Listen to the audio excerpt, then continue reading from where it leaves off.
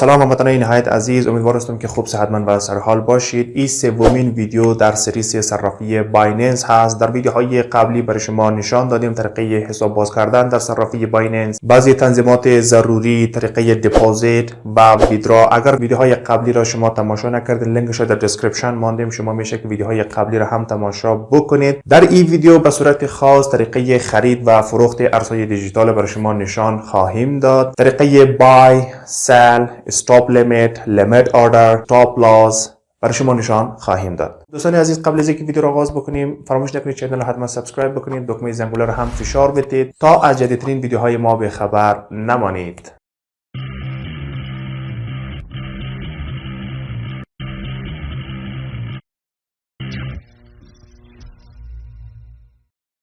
خب دوستان عزیز، زمانی که نرم افزار بایننس شما باز کردید، در قسمت پایینی گزینه‌هایی داده شده عبارت باشد از هوم، والت، تریدز، فیوچرز و والتس. روی گزینه هوم اگر ما شما بیایم، در قسمت بالای صفحه بر بانرهایی که داده میشد، این در حقیقت کدام اپدیت و یا اخبار جدیدی که صرافی بایننس میخواد برای شما نشان بده در قسمت بالایی برای نشان میده. در پایینتر از او اگر بیاین در قسمت سرویسیز، صرافی بایننس به صورت خلاصه در صفحه هوم برشان داده که کدام سرویسیز ها را صرافی بایننس داده و شما میتونید از اون سرویسیز ها استفاده بکنید. و همین رقم گزینه های بعدی، اگر روی مارکت ما شما بیایم، در قسمت مارکت شما ببینید گزینه بالایی فیوریت است، اسپات است، فیوچرز است و زون است. در قسمت فیوریت اگر شما بیاین، در اینجا ارزهای دیجیتال لیست شده و یا خود شما لیست کردین. این عبارت از اونمو ارزهای دیجیتالی است که در قسمت وایت لیستان اونا را قرار دادین. اگر شما میخواین که کدام ارز دیجیتال دیگه ای را شما در اینجا به صورت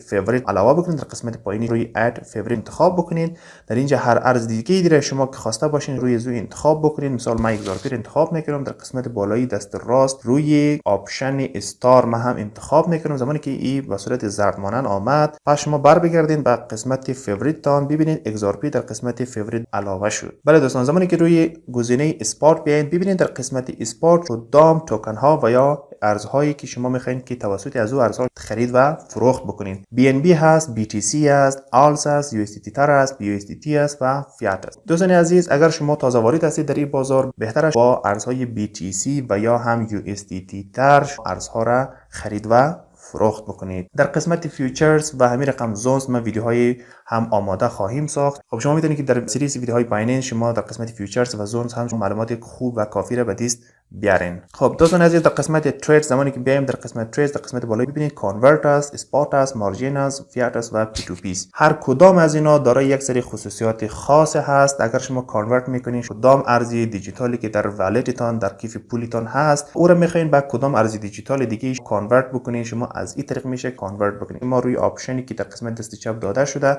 شما انتخاب بکنین هر ارز دیجیتالی را که شما در والتتان دارین انتخاب بکنین. بعد از اینکه انتخاب کردین مقدار اماونت یا مقداری را که میخواین که به ارز دیگه انتقال بدین، میتونین که از اینجا کانورت بکنین. در قسمت بالای اویلیبل مقداری دارین، اونمو ارزی را میخواین به ارز دیگه تبدیل بکنین. در این قسمت پایین فرمایش داده چی مقدار از او ارز دارین و به هر ارز دیگه ای که مثال شما میخواین که تبدیل بکنین را در این قسمت انتخاب بکنید. در قسمت اسپات زمانی که ما شما بیایم، در قسمت اسپات اینجا ما شما کدام خرید و فروختی که میخوایم که روی ارزهای دیجیتال داشته باشیم، در قسمت بای است و همین رقم سل هست. در قسمت بالاتر شما میتونید که از اینجا کدام ارز دیجیتال انتخاب بکنید. بعد از اینکه انتخاب کردید، در قسمت پایین گزینه بای و همین رقم گزینه سل دارین. قسمت پایینی لیمیت ها دارین. در قسمت بعضی طریقه های خرید و فروخت دارین که باید باشد از لیمیت است، مارکت است، استاپ لیمیت است، OCO one cancel others. در قسمت مارجین زمانی که شما بیاین، در قسمت مارجین بعضی گزینه های دیگه ای هست که در ویدیوهای بعدی برای شما نشان خواهیم داد، همین رقم فیات و پی تو پی. بله دوستان، در قسمت گزینه فیوچرز زمانی که بیایم، در قسمت فیوچرز هم بعضی گزینه هایی هست که ما و شما میتونیم که این گزینه ها را اول یاد بگیریم. بعد از اینکه یاد گرفتیم میتونیم که روی از این گزینه ها ما کار بکنیم و مقدار درآمد خوبی را از این خصوصیات و گزینه ها ما به دست بیاریم. همین رقم والت است که در قسمت والت اورویو که دارین شما چه مقدار پولی در حسابتان می داشته باشین، و در قسمت اسپات چقدر مقدار دارین شما، در فاندینگتون چقدر مقدار پول هست، در کراس مارجین، آیسولیتد مارجین و همین رقم به ترتیب. در قسمت اسپات مقدار اماونت یا مقداری که شما در حسابتان فعلا دارین، PNL yesterday's PNL profit and loss، در گذشته 24 ساعت آیا شما پروفیت اند لاس، چه مقدار فایده، چه مقدار ضرر، جمع و تفریق برای شما اینجا نمایش داده میشه که در 24 ساعت شما چه مقدار پروفیت اند لاس داشتین. در قسمت پایین میتونین که ارزهایی را خریداری کردین، در این قسمت برای شما نمایش داده میشه. دوستان عزیز، تا این لحظه برای شما نشان دادیم گزینه‌های هوم، مارکت، تریدز، فیوچرز و والتس و بعضی آپشن هایی که در این گزینه ها موجود بود.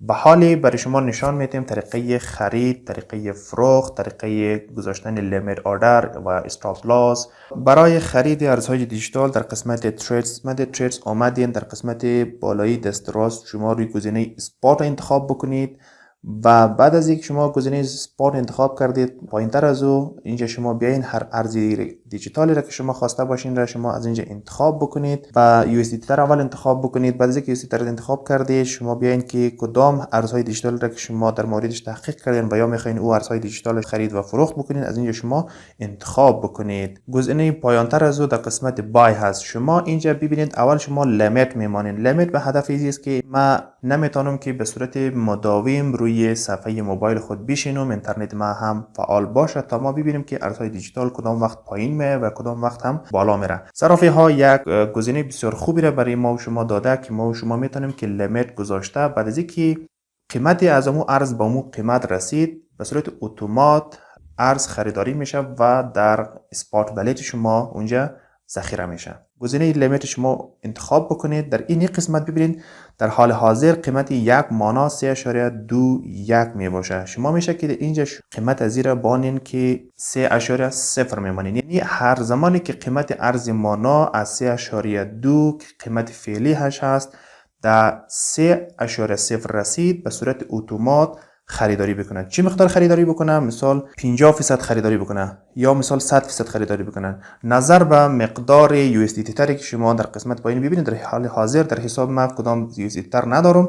اگر ما مثال 200 USDT تر داشته باشم 50 انتخاب بکن، در به معنای ازی است که 100 USDT تر شما مانا بخرین. زمانی که شما 50% شما انتخاب کردید و 100 تقسیم 3.0 بکنید چی مقدار مانا میشه در این قسمت برای ما و شما نمایش داده میشه. بعد از اینکه شما این گزینه رو انتخاب کردید روی گزینه بای مانا شما انتخاب بکنید. زمانی که شما روی بای مانا انتخاب کردید یک کانفرمیشن به شما مسیج میاد که او مسیج شما میتونین که دوباره پس اوکی بکنید و لیمیت شما بوک میشه. بله هموطنان عزیز، امیدوار هستم طریقه خرید ارز دیجیتال در صرافی بایننس شما آموخته باشید. به حال طریقه فروخت و یا هم سل را برای شما نشان میدیم که چطور میتونین که لیمیت سل ست بکنین در صرافی بایننس. زمانی که روی سل گزینه سل شما انتخاب کردین، در قسمت اول شما باید ارز دیجیتال رو انتخاب بکنید که در قسمت طریق خرید ارز دیجیتال برای شما نشان دادیم. و حال زمانی که شما سل رو انتخاب کردین در قسمت باین لیمیت انتخاب میکنین و در اینی قسمت قیمت فعلی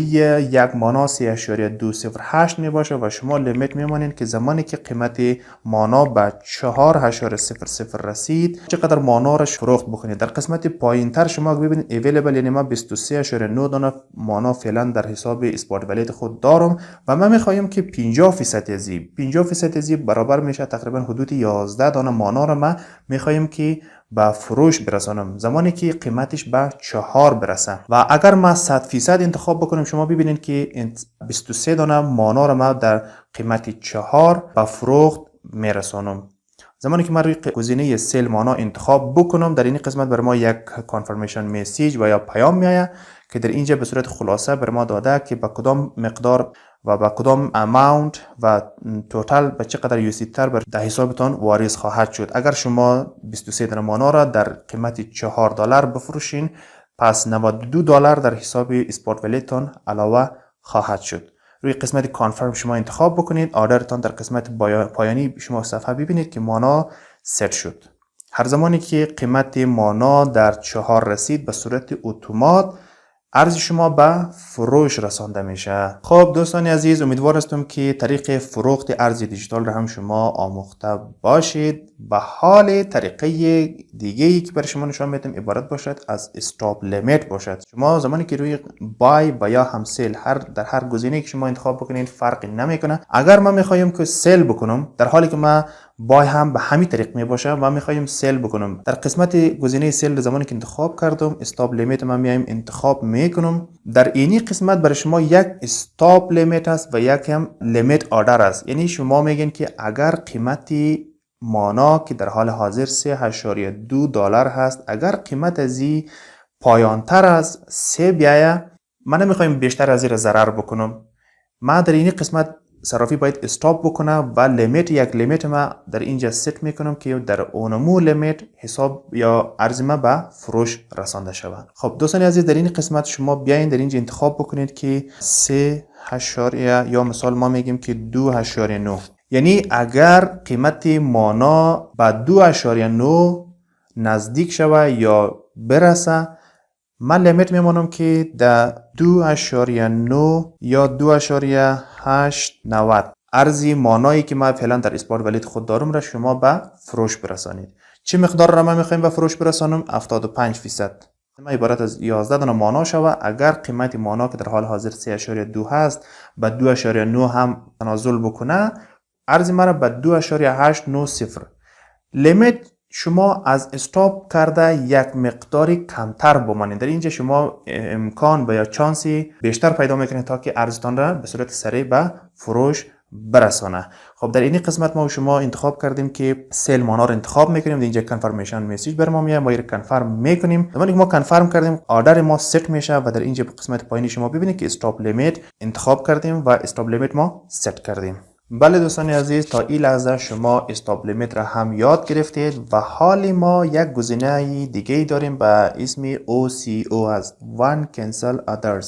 خب در اینجا یک گزینه دیگه داده شده به لیمیت که به حساب ما شما در اینجا لیمیت میمانیم که اگر قیمت مانا به 3 برسه، در حالی که قیمت فعلیش 3.2 می باشه، پس در اینی قیمت 3 خرید بکو و همین رقم استاپ لیمیت. در قسمت پایینی ما میگیم که اگر 2.9 رسید در 3 خریداری بکو، ولی اگر در 2.90 رسید لیمیت در 2.89 پس دوباره به فروش برسان. یعنی ما نمیخوایم که زیاد ضرر بکنیم در این بازار. چه مقدار به فروش برسان؟ مقدار 50%، 75% یا 100% نمو ارزی را که شما در حسابتان دارین. یعنی در یک گزینه شما میتونین که هم خریداری بکنین و هم استاپ لیمیت و یا از ضرر شما جلوگیری بکنین. برای صرافی بایننس این راهنمایی رو کردین که اگر قیمت مانا به 3 رسید خریداری بکو، ولی اگر قیمت مانا زمانی که خریداری کردید در 3 خریداری کردید پس قیمت مانا به 2.90 رسید، در اینجا دوباره بازار یعنی تاپ بکو و در لیمیت 2.90 پس مقداری مانایی که من خریدیم را تو پس به فروش برسان. یعنی من نمیخوایم که ضرری زیاد را متحمل شوم. خب دوستان عزیز، به صورت خلاصه طریقه خرید، فروخت، لیمیت آردر، استاپ لیمیت و OCO را در این ویدیو برای شما نشان دادم. امیدوار هستم که چیزی را یاد گرفته باشید. خب دوستان عزیز، امیدوار هستم که این ویدیو برای شما مفید واقع شده باشه. اگر باز هم همچین ویدیوها رو میخواین از ما داشته باشید، پس چینل حتما سابسکرایب بکنید و همراه دوستانتان شریک بسازید. تا دیدار بعدی شما رو به خداوند یکتا میسپارم.